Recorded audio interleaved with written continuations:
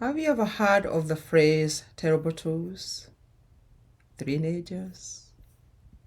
Oh, have you ever seen a child throw a beautiful, beautiful tantrum?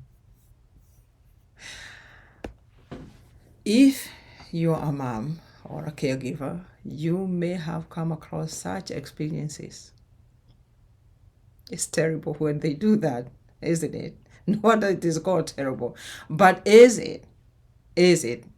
In my own opinion, tantrum again is just they expressing their emotions. They just discovered who they are. They just discovered, oh, I'm here and can be able to do one, two, three. And now they're just, telling me I can't.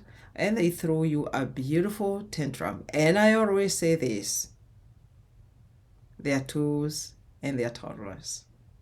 Hi and Jumbo, welcome again to this channel. If you're new, karibu sana.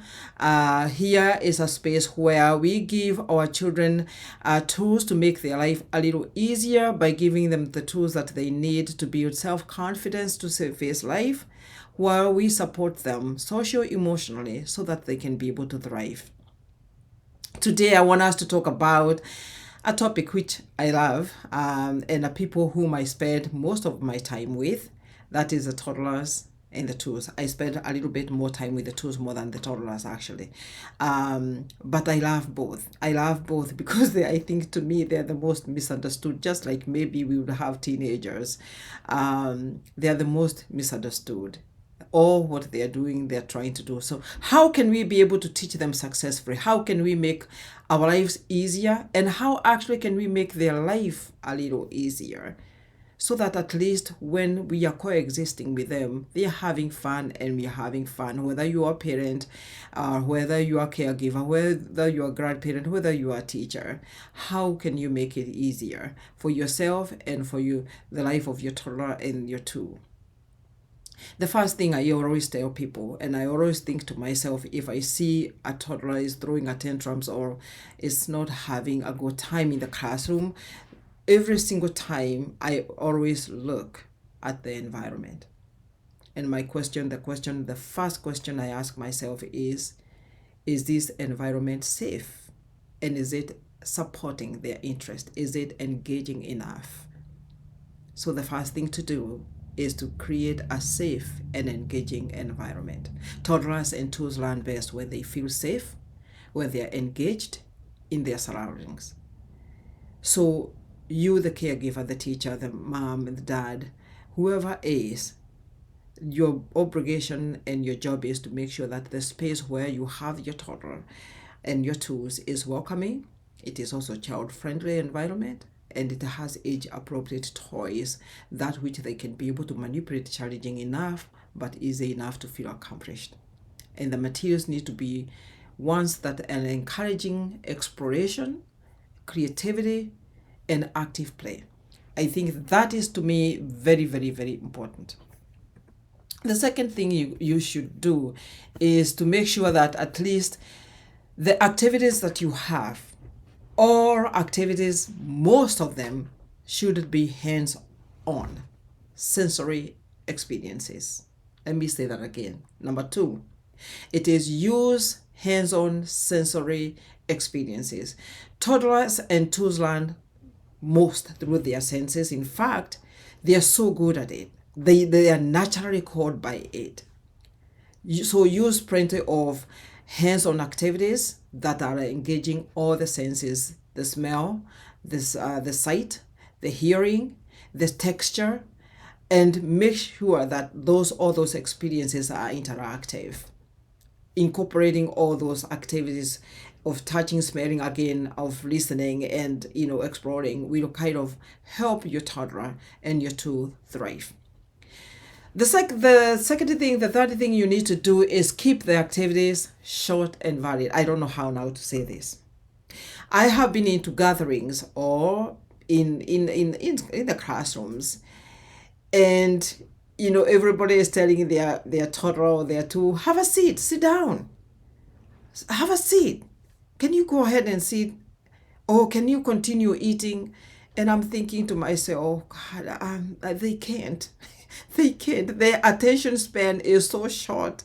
Probably they can only sit for a max of 2 minutes and they are done. In fact, they get tired before they are done eating, or they are satisfied, or they are full. When they are eating, it's just that plain hard. It's very hard for a toddler and a two to sit down still and focus on a certain particular activity.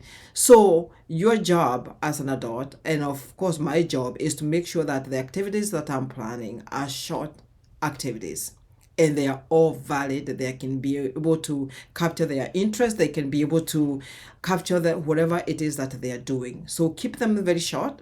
Incorporate all activities again with hands-on. Keep them short. Integrate them. Plan activities that are engaging. Plan activities that are interactive and age appropriate. This will help you. Make sure that at least you're switching so that at least the attention span, 2 minutes. You can imagine within probably 10 minutes, you have almost like 5 different activities. The good thing is they keep on coming back to the original activity. So if you set maybe 5 different kind of activities, then go to 2 minutes here, 2 minutes here, 2 minutes here, and then remember, oh, I think I had fun there. And then they go back there.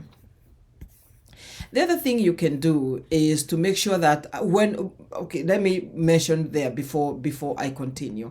The thing that makes it hard is because they're not ready physically to be able to sit for a long time, and also cognitively they're not there. They have to be busy. It is age appropriate that they are busy. The next one is incorporate play. I want to scream to all adults in the world, let the children play. They actually learn best through play. Play is the primary way, especially the toddlers, especially the twos, learn. So it will benefit you, in fact, if you made everything play-based, so that at least the child is able to explore, the child is able to experiment, the child is actually able to discover through play. Because play is this propensity to want to have fun, the propensity to want to be happy, the propensity to feel engaged. And that is how they discover. Imagine even you yourself, probably you discover things when you are in a happy place, where you feel motivated. So pretend play, blocks, it doesn't have to be commercial blocks. It can be the blocks of any size. You can go outside and get the sticks. You can get the rocks and all those things. You can make puzzles by yourself. Now, when you're doing the play-based, make sure that you're using open-ended materials and you're encouraging imagination and you're helping problem solve. Those are really, really important. I think I have just probably summarize the whole of the play-based learning in school, but you can do this at home. Caregivers can do this, grandparents, everyone, you can do this. We can be able to help children remain engaged even when their attention span is so little. The fifth thing you can do is repetition, routine. If you're able to do it, in fact, I would recommend this. Make the picture schedule. Toddlers and twos thrive on repetitions and routines. Revisiting the concepts and the songs and the stories regularly, it will reinforce their learning and it will help them predict what is coming next. In fact, it will provide structure and stability, and they feel safe and secure to understand what is going on. So if your toddler or your twos is asking you to sing a song like a million times, it's like, oh God, can we move on? Can we move on? And just the moment you think it's like, okay, now we are done. Oh no, sing that song, sing that ABC again, sing that Twinkle Twinkle again. And they want to do it because they're looking to master and be good at that concept. If you can, in fact, you kind of scaffold it so that way they will be able to continue learning the concept that they are ready to learn, and they will tell you they will be ready to move on. They will be ready to move on when they will be ready to move on. The other mistake that we do is the use of our language. We expect a toddler and a two honestly to understand a whole sentence with so many words, and they just discovered the power of words. In fact, most of them cannot even express fully. So, number 6, use simple and concrete language. Let it be very simple, very precise, to the point. Let it be very clear, precise phrases, and use gestures if you can. In fact, use the visuals also. Repeat the concepts, the key concepts which we want the children to understand, the vocabulary which is reinforcing the instruction. Use simple language and straightforward. Otherwise, you're going to talk. They're going to look at you and say, oh, you have this on your face, because they think it is fun. But when you use clear and concise and without fluctuating, faces and gestures, if it is instruction, this is 1, 2, 3 we are doing. And model. If the child is throwing the stuff, in the sky, and of course it's in the classroom, it's dangerous, your job is to go and speak to that child at eye level and then model how they are supposed to do it. Many times it is hard for them to hear a no every single time. And so spelling out that behavior you want to see is relatively much easier. Encouraging exploration should be number 7. Make sure that every activity you're having, every conversation you're having, you are helping your toddler, your toddler, to explore and to be independent. That will save you really a lot. If you have that in your mind, that every single time, every interaction is your child is trying to explore and is trying to be independent. So providing those activities which can be able to help that child be able to do just that is key. So toddlers and twos are naturally curious. I want you to know that they are naturally curious. In fact, nature calls them. They are eager to learn, they are eager to explore, they are eager to do everything. So encouraging them to be independent, in fact, is one of the pivotal things that you can help them feel that they are there and they belong, and they feel that you're trusting them to do those little self-help skills, such as, for example, dressing up, pouring water. I know the fear here is kind of becoming messy, but that is the only way they will learn. Pouring water, feeding themselves, it allows them to make these choices and to make the decisions. Remember, they are trying to problem solve. If they pour water, they say, oh, maybe this was very fast, so that you can see them kind of bringing it closer. So it is important. It is really, really important. The other one is number 8. There are many. They are ongoing, all of them, just so you know. Anything that you're doing, to me, I think is talk, interact, help them interact with one another, give them, spaces where they can be able to initiate things. Social interactions play a very crucial role in the development of the young children. So encouraging them to socialize with one another, for example, facilitating, small groups or one-on-one. If, for example, your child is going on a play date, or you're in a gathering, or you're even the two of you, your mom, dad, helping the child, for example, take turns. It's your turn, now my turn. Cooperative play, introducing that with them, teaching them about sharing. Now, this I'll pause there. I have my feelings about sharing. I will talk about it in another video, but you can teach your child sharing if that is what you feel strongly you should do. But allowing them to know that there is that, also teaching them empathy, helping them, the child, be able to sense the socio-emotional cues of another friend. If the friend is crying, help them be able to kind of go to that child and ask them whether they're okay, modeling that. You modeling your own emotions and feelings without burdening them, that they have to be, to take care of your emotions. They don't have that responsibility. So that is fostering social interactions. Number 9, make sure that you're emphasizing in every move that you're making, you are emphasizing positive reinforcement. When your child does something great, if the child, for example, they share, if they they take turn. If they just accomplish, if they initiated something, make sure that you're praising them. To me, the high five works wonders every single time it does.